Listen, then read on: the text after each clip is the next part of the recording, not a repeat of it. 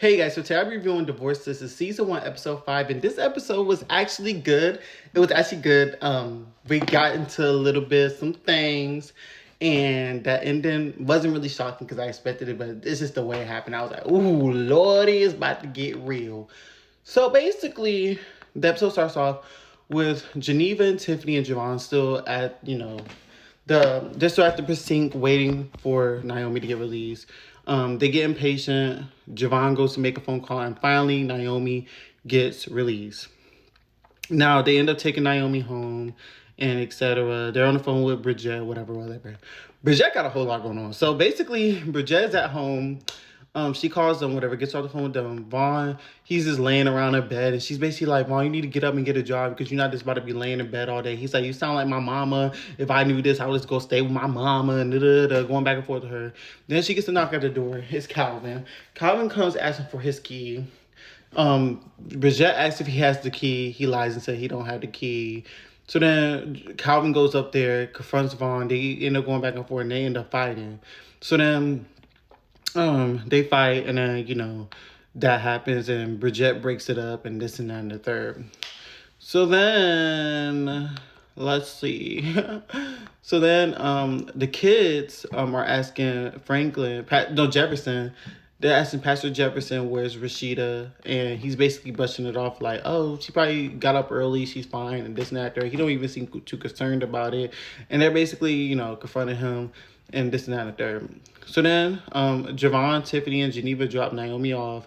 Tiffany and Javon exchange numbers, and they basically agreed to meet up for dinner later that night.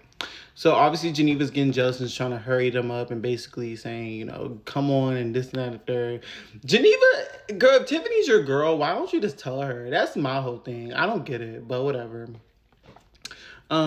Bridget shows up to the house, to Naomi's house with, Geneva and Tiffany, and they're all trying to, make sure Naomi's good. Naomi is basically being an a-hole and this and that there. She ends up apologizing and all this other stuff. But you know how it goes. So they end up leaving, whatever. Tiffany rode with Geneva, but Geneva's telling Tiffany to ride with Bridget, and she's basically like, what the hell? Like, I thought I was riding with you, but whatever, cool.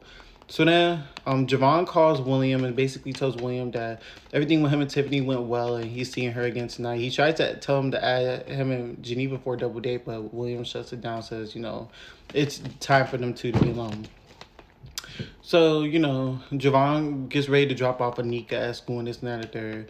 Geneva comes home, she's dry with Javon and, this and that and the third.